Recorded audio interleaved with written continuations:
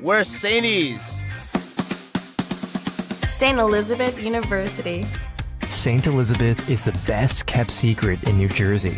Here, turn your passion into your profession. St. E's has one goal: to support intelligent, determined young women and men, becoming the best people they are destined to be. The power to learn. The power to grow. The power to succeed. We're St. E's. St. Elizabeth University. The power to soar.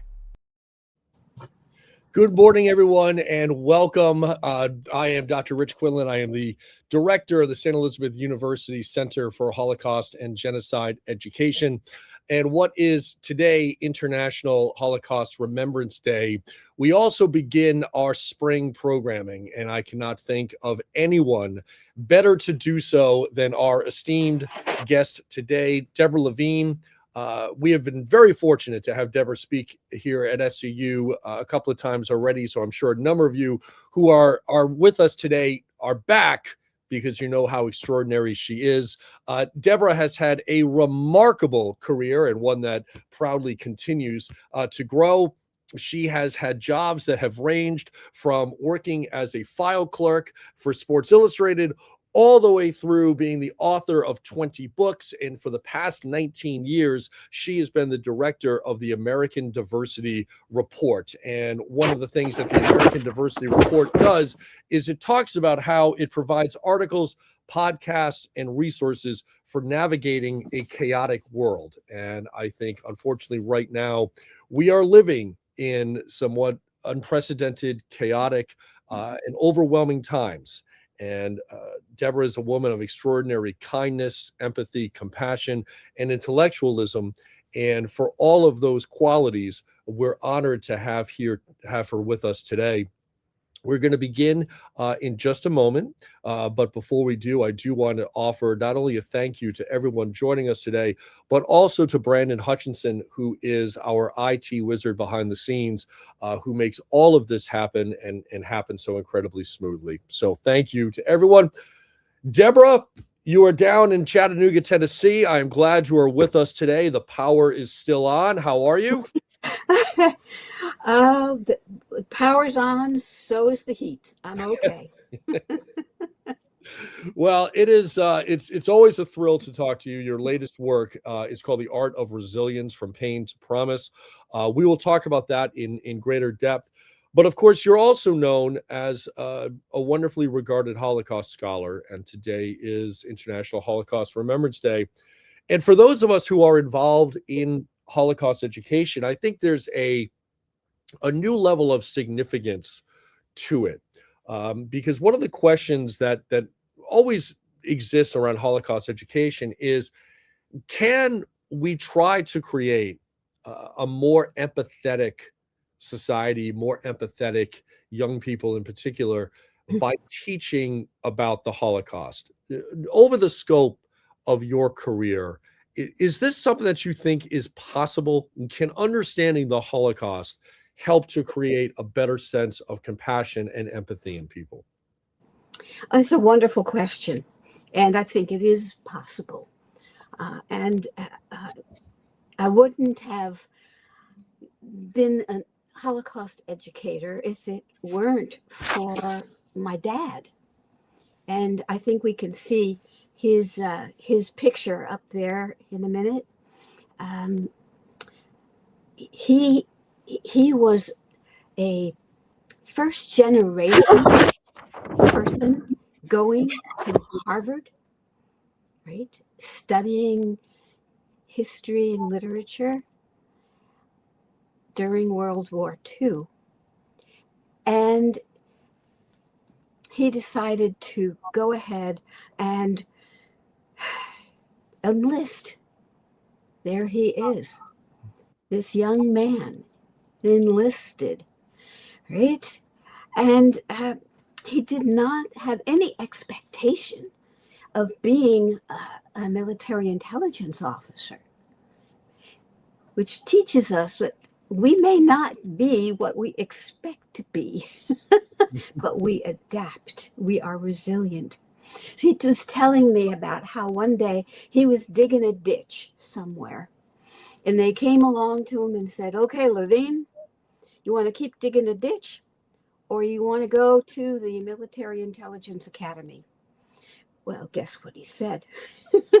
Okay, I'm ready. And it was the first time that the military called him Mr. Levine. Yes. He had a sense of humor about this, right? And humbleness, which I think was something that he passed along, as well as the terror of life, because his being a literary gentleman, he wrote all these letters to my mom about what was happening. Some of it at the military academy, which is called Fort. And the people there were often Jewish, often from German families who were going to be sent back to Germany as spies. Right? And Daddy said to them, sorry, sir, but I didn't grow up speaking German or French. I learned them at Harvard. And they said, we don't care. Right? So off he went. And he never really spoke about it when I was young. But he kept all the papers. And that's something that we should all do. Write down things, keep records for the next generation. Because when I took the job in Tulsa, Oklahoma, shortly after the Oklahoma City bombing, and neo-Nazis were on our native soil, that's when he told me a little bit about this. And what he said, okay, what I said first, I called him up and I said, Daddy, they have me training Holocaust survivors to speak to the media. Did you know most of them have never said a word about their stories to anyone, even their own families? And Daddy says to me, well, I never told you my stories either. So there was a lot of silence, and that was the end of that silence, though he came to Oklahoma from Cincinnati, where he was the chief financial officer of the American Jewish Archives. And that's when I learned so much. Because your father was not just a U.S. intelligence officer, he actually interrogated Nazi POWs after Yes. the war, which is just extraordinarily demanding when you think about it. And I also like the fact that you emphasized he's a young man. I think that's important too. We think about the youth of these soldiers who liberated these camps and what they saw and what they experienced at 18, 20 years old. It's extraordinary. But what did he take away, and what has he passed on to you from that experience of interrogating Nazis? Because I think for a lot of us, there would be automatically a sense of a desire for revenge and just fury. How did your father handle that? It's interesting. His self-discipline was definitely there. And I said, well, what did you say to them? And what did they say to you? And they said, well, there was denial. And there was one guy, he said, who wished that Hitler had killed more Jews. And I said, how'd you react to that? He said, I slapped him. And that is as violent as he got. I slapped him. I can't imagine being in that room and hearing that, knowing, not only knowing how many Jews died, but Dad liberated a camp, right? He said there was one military guy in front of him who opened the door to a camp that was hidden underneath a hill near a hospital. And you could smell the thousands of dead bodies in that camp.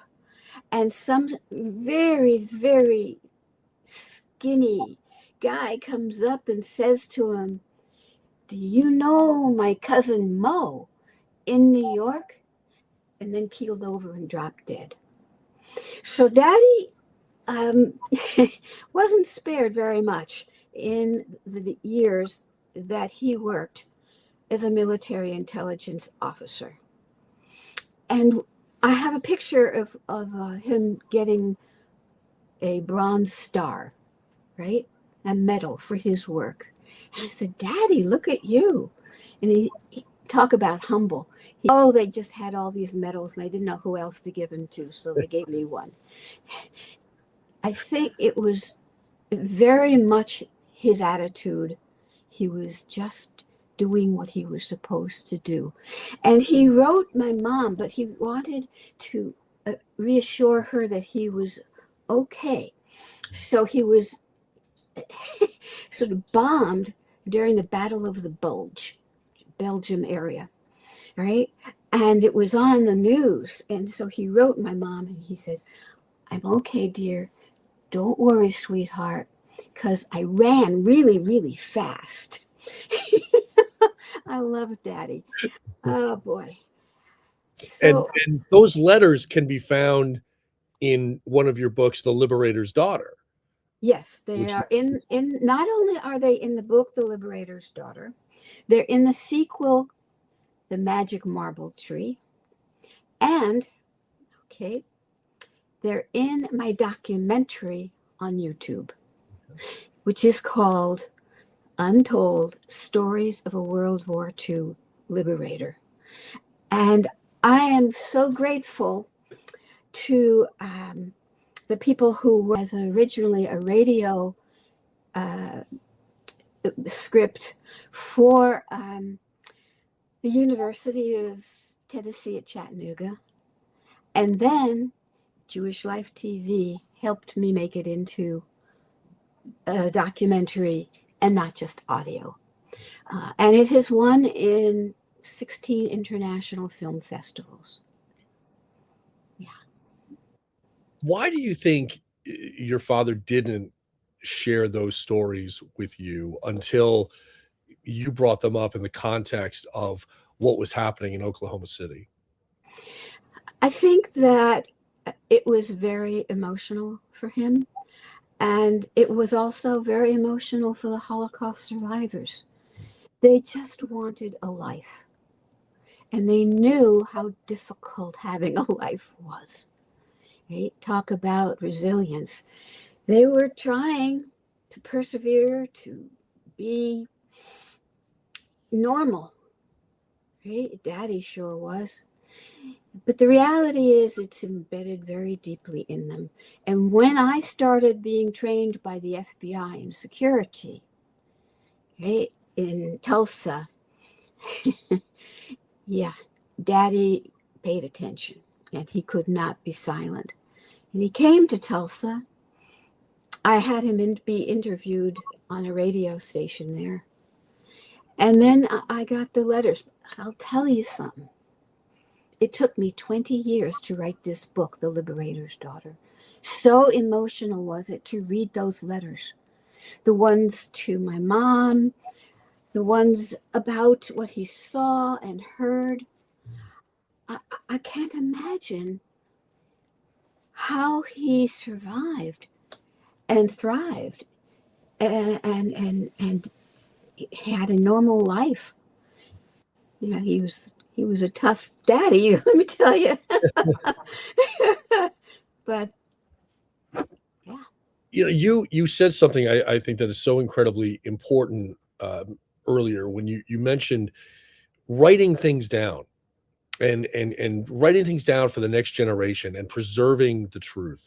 So as someone with such a broad history as yourself, with including FBI training, how do you respond to what we see with increasing Holocaust distortion, denial, conspiracy theories?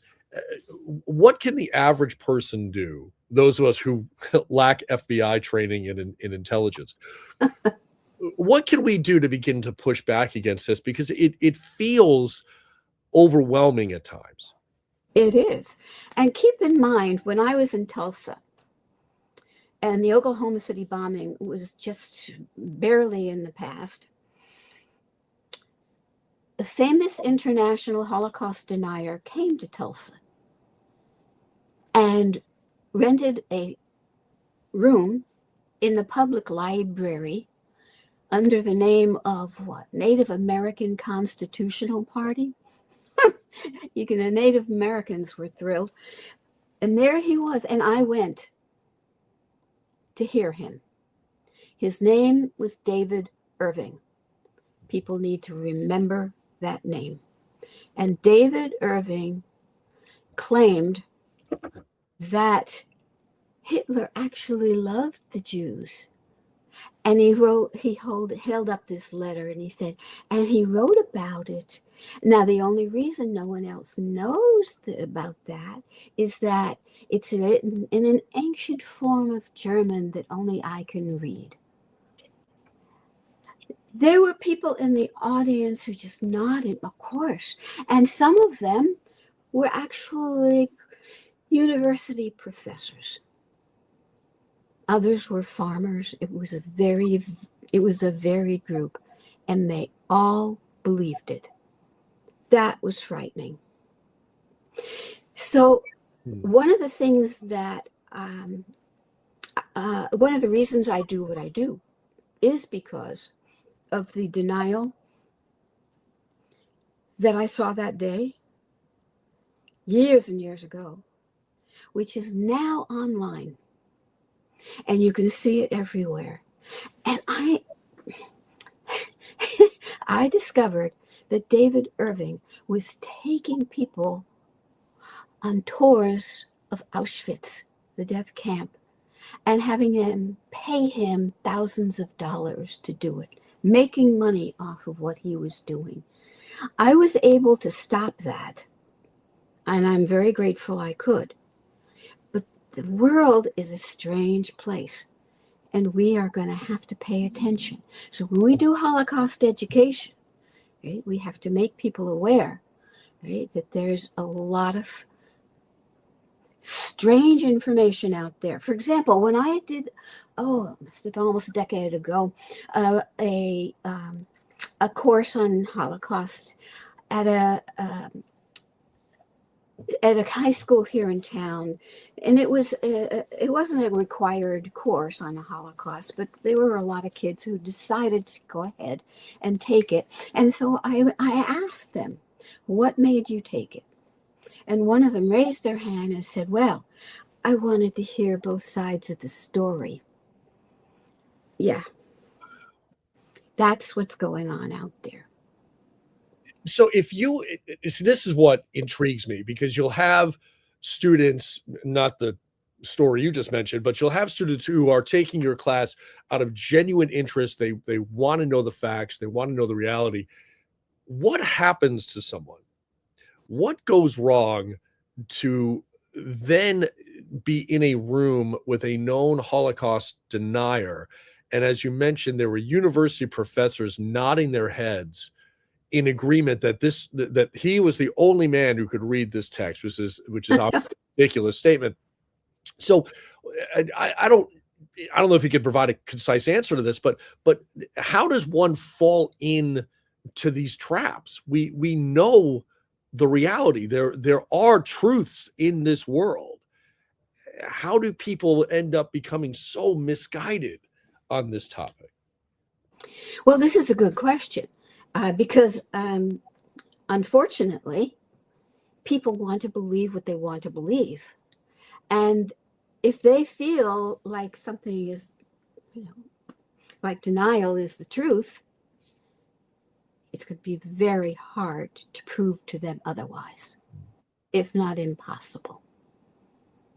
That's why you have to get people when they're young and students, and be able to educate them so that they're not vulnerable to this crap.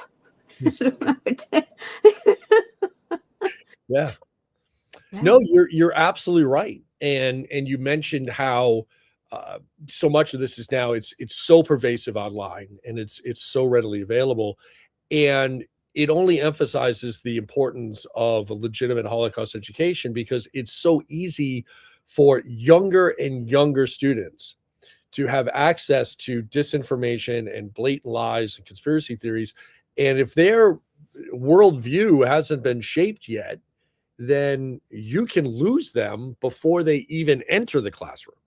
So my question is for you, at what age can we begin some type of Holocaust education to try to prevent losing young people to, the nonsense that's out there?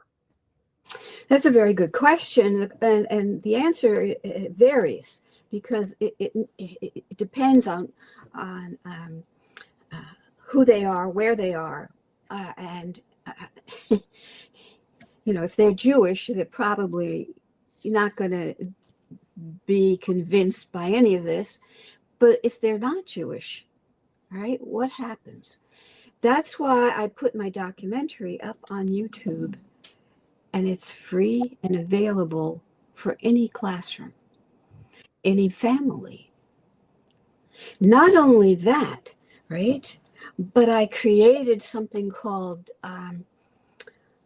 something about humanity, where there are little videos, because what we're looking at is a change in the online world, right? So you just can't have a lecture. Nobody's going to listen to it. Right. Sorry. Oh, I'm well aware. Trust me. So those little videos are just like 5 minutes long.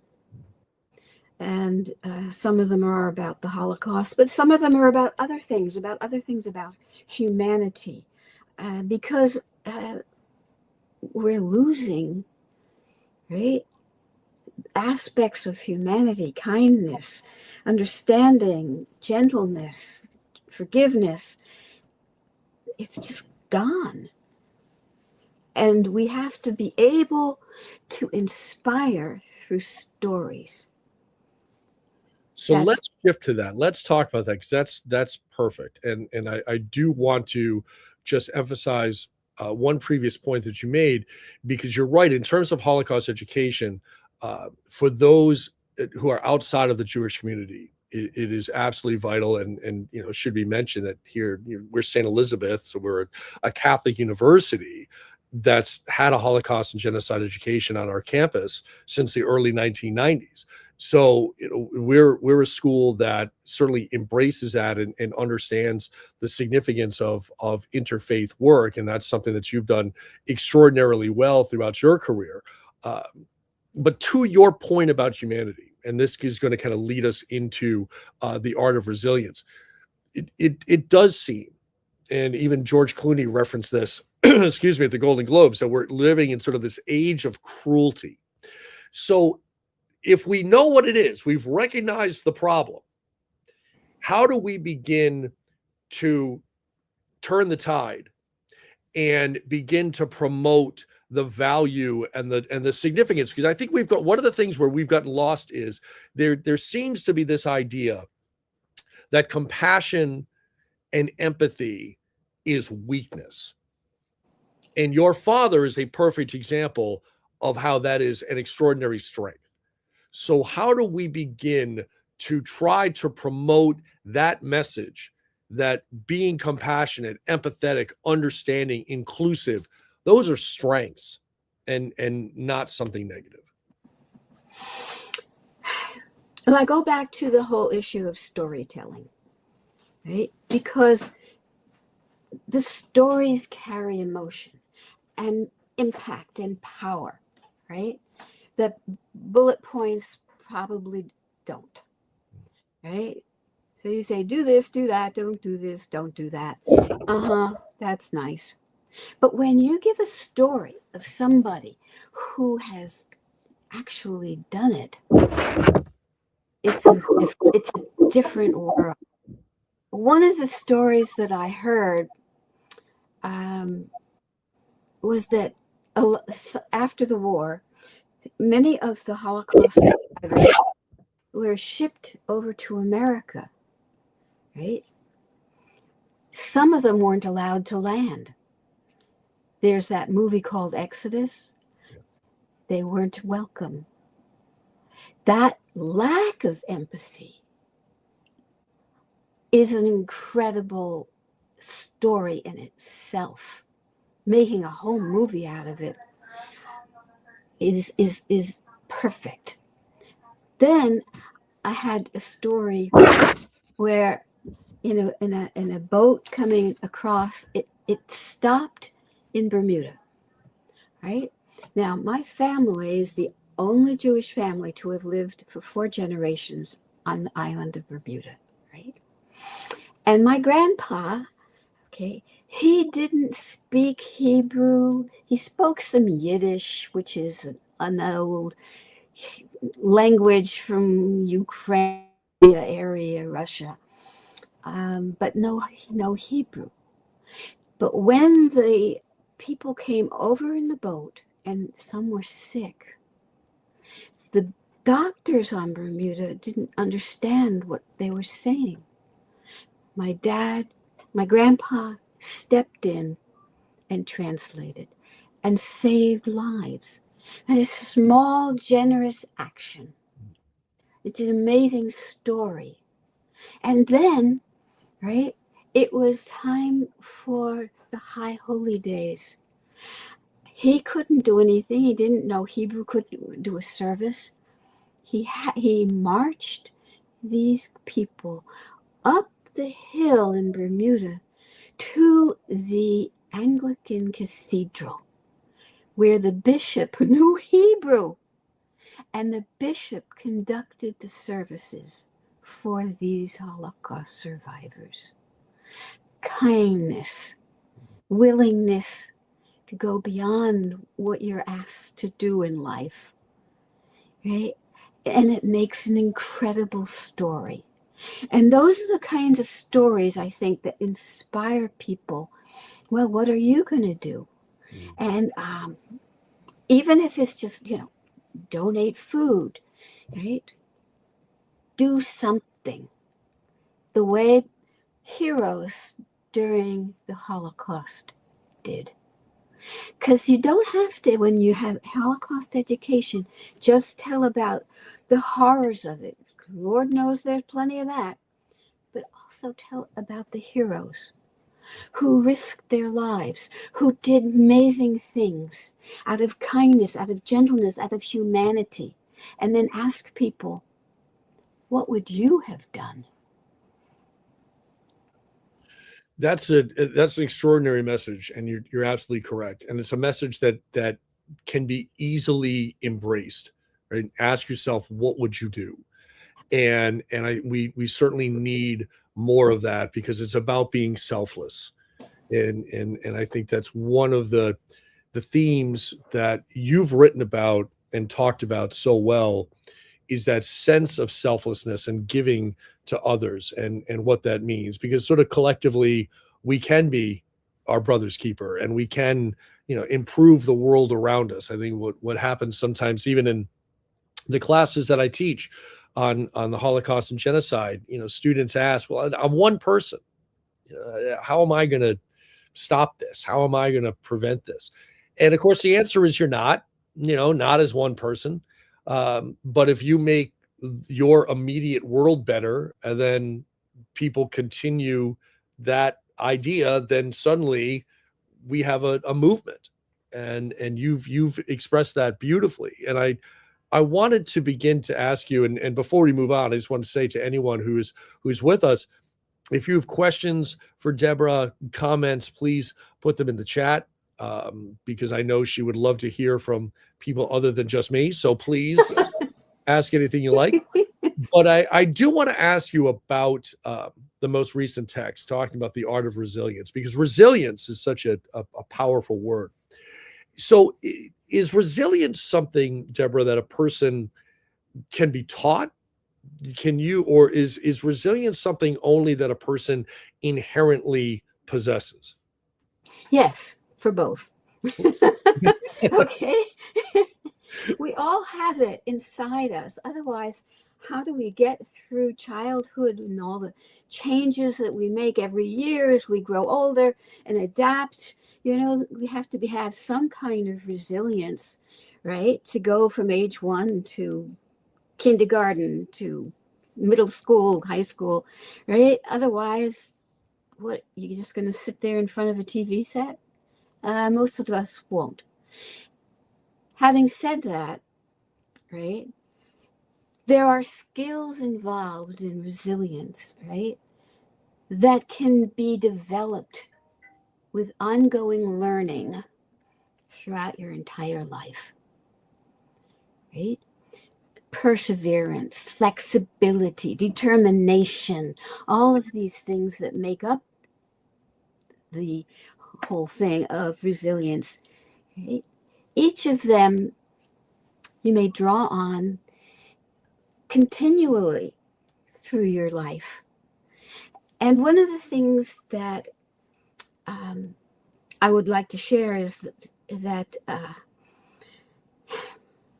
when I came to America from Bermuda, right, and I was born in Brooklyn, but I came back to America at age 7. I got every disease known to humankind, children: measles, chicken pox, scarlet fever, pneumonia, strep throat, you name it. I got it all. And at one point I thought, I'm not going to survive. I don't have the resilience. So I created, you're going to love this, a last will and testament in my diary, right, which my brother tried to steal. And I left my new clothes to a friend who didn't have any new clothes. I just wanted to make sure, right, that there was something left. Okay. Now, obviously, I recovered eventually, but a friend of mine many decades later said to me, once the door to your mortality opens, it never closes. So if you think that you may not go far and you want something to be remembered about you, right, do something. Which is what I did. Right? Now I kept my clothes, I kept everything. I wish I'd kept the diary, but Joe, my brother, stole it. So, but the idea of writing it down never left me, right? The idea of writing transforms us. It gives us the ability, right, not only to articulate what we want, what we need, but also the lessons that we've learned and want to pass on, what I call the ethical legacy, right? Which is what this new book is. Right? So, first of all, because I want to get into the ethical legacy, that's critical. How old were you when you wrote that last will and testament? 8. Okay, right. So certainly somewhat tragic, but at the same time, at 8 years old, you're already thinking about what you're leaving your friend, what you're leaving other people. So that selflessness that you and I just discussed, that has been inside of you for a very long, from the time that you were very, very young. And that's really an extraordinary lesson for anyone who's listening to us. And you sort of describe it as this ethical legacy. And I was wondering if you could go into a little bit more detail about what that means to you and sort of what that message can be to a broader audience. So the idea that, especially in this chaotic time, our sense of infinite living ain't there anymore, right? So then what? What are you going to leave behind? Something beyond just the material goods, right? Everybody Every person on the planet has learned something worthwhile during their lives. Write it down.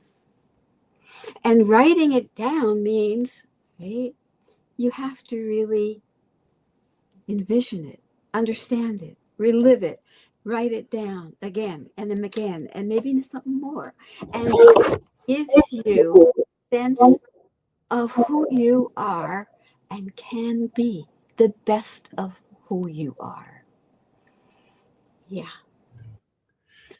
You also talk about a critical aspect of lifelong learning, of constantly reinventing yourself and constantly learning. So, what, as you were writing The Art of Resilience, what did you learn about yourself that felt fresh and new to you uh, as you were putting this text together? So it's always something new. I was telling a friend about a story how, I must have been like 6 years old. And my mom, who actually was a pioneer in special education, had decided to give me ballet lessons as a way to give me more inner strength, not just physical strength. And it was time for a performance on stage. And she said, well, we were in Bermuda. It was very British. Mary, Mary, quite contrary. How does your garden grow? She said, I think you make a wonderful bunny rabbit. And I said, I'm not appearing in public in a brown towel with a cotton ball on my butt. I want to be a pink tulip. And she said, well, we don't have a costume here in this island, so I can't, and I don't know how to sew, so I can't make you one. And I said, I'm 6 years old, right? I said, well, there are lovely mommies of other students in the class who I'm sure could teach you, dear. And so I think that you should contact them and let them help you, mommy. And she did. And I became a pink tulip, right? So I told this story to a friend, a rabbi in Jerusalem, who laughed his head off. And he said, do you understand that at age 6, you were already a leader, determining your limits and organizing the responses and making them follow through? Oh. Yeah, that's pretty impressive problem solving for a 6-year-old. I wasn't expecting that story to go in the direction of you telling your mom, go take some classes, figure out the tulip. But that's, those of us who have gotten to know you through your books and your discussions, that makes sense. It all makes sense when we see certainly where you are today. And for the people who are watching us right now, who are with us live, if you subscribe to the SEU YouTube page, you can join in and ask questions of Deborah.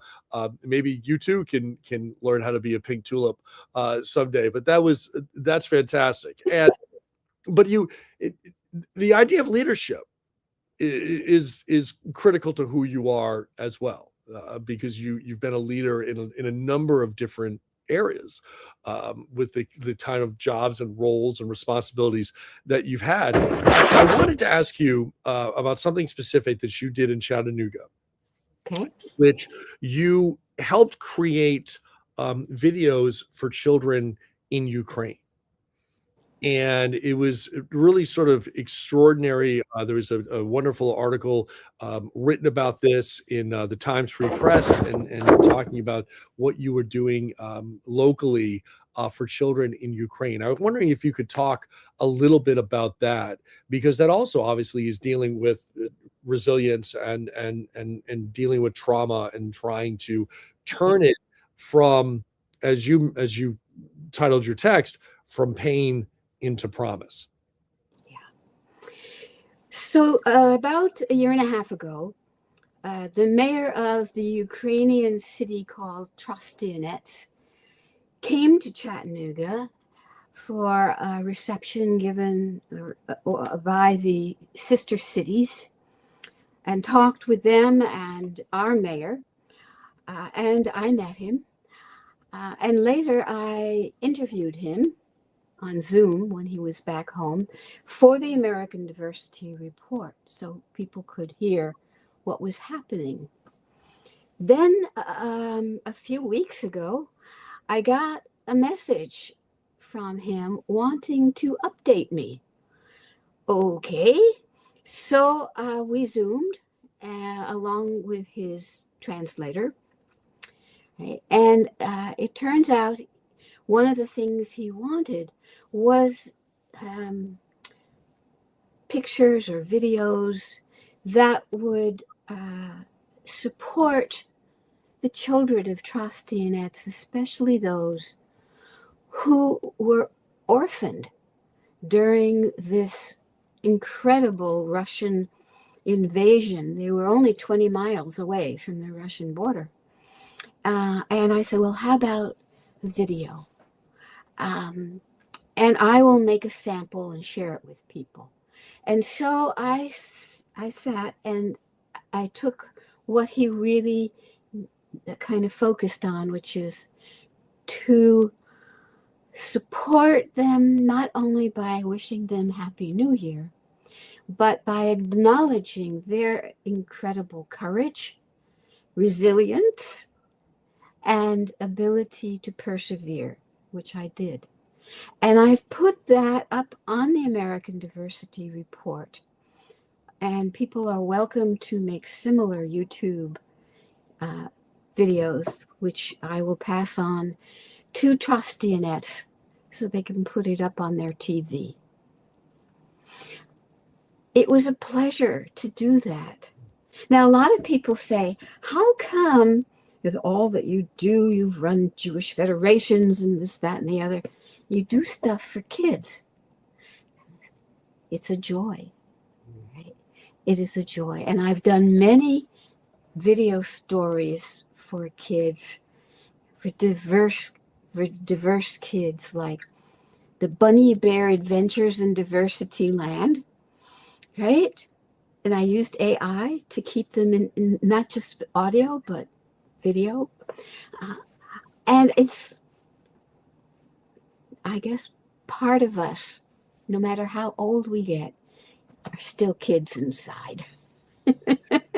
That's a great answer. And that should also be noted about you because you're also a children's book author with Bunny Bear Diversity Land, which is fantastic, which also has a sort of materials to use in classrooms, which is great. You're always thinking about teachers and how your materials can be used in classrooms. And you're also a consultant on AI. So there's really nothing you don't do. But we do have a question for you, Deborah, in the chat. And it's a wonderful question, and it's a nice, easy one for you here. This is from Joe. How resilient can democratic institutions truly be as misinformation continues to weaken public confidence in elections, rule of law, in America's public institutions? And you've talked about a number of these topics, sort of throughout our time together. If you were to sort of put them all together to answer this question, what do we do? Well, there's an excellent question, and it's something that we are all facing. And we are looking at a time of disengagement, distrust, and almost purposeful, right, destruction. Yeah. One of the things that I think will help is the ability to inform people, inspire people, instruct as to what the reality is, and also to get them to be involved in community. Right? And yes, of course, some of it is voting. There's no doubt about that. But it goes beyond that. It goes to the local neighborhood community to be involved in nonprofits that help people to take even a small action, right? To have people have confidence that we're humane.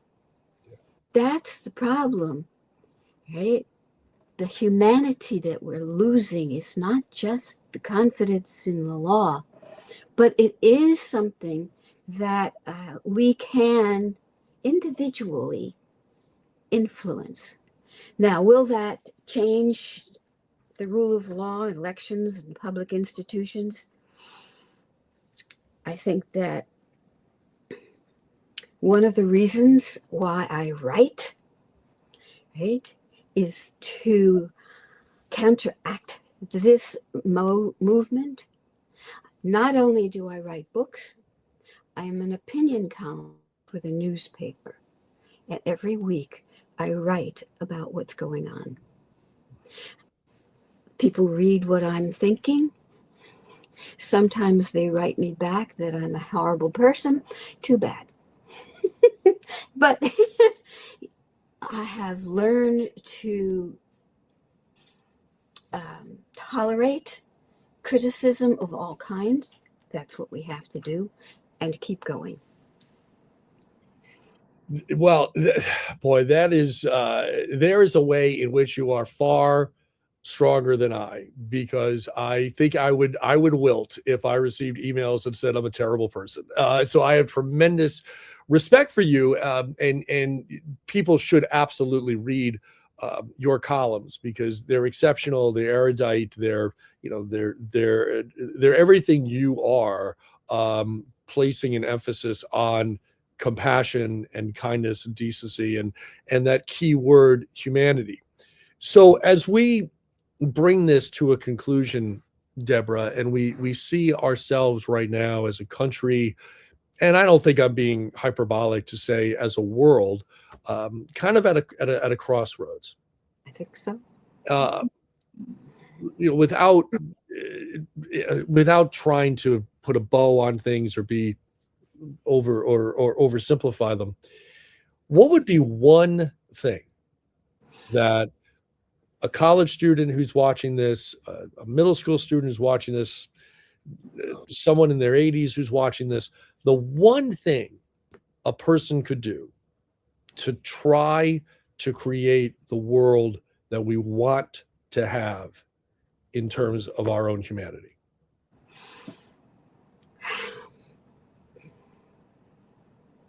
First, understand what led up to the Holocaust, and understand that the fear that was generated often made people silent.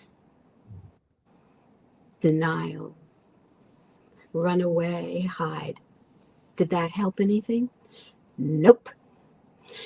So now is time, right, to get out from under the covers, learn what is going on, the truth,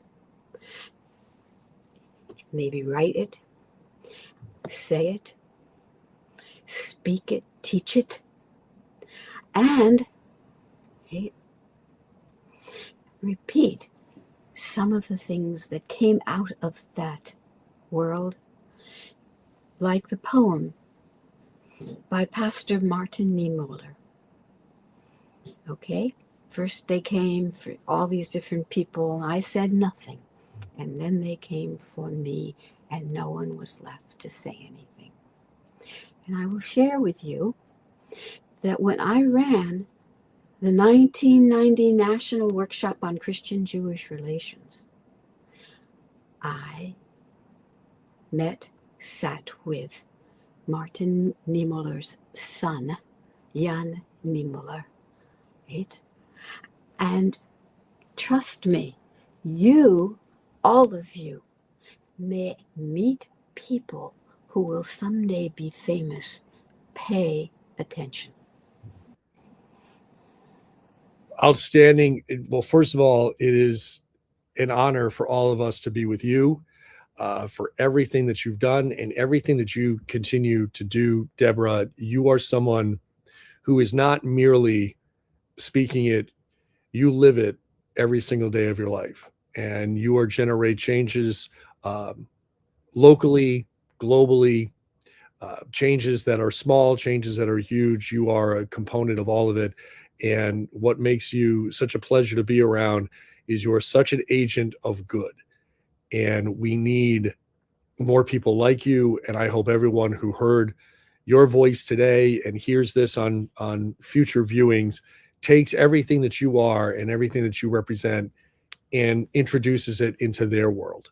And I think collectively there's hope, and there's hope because of people like you.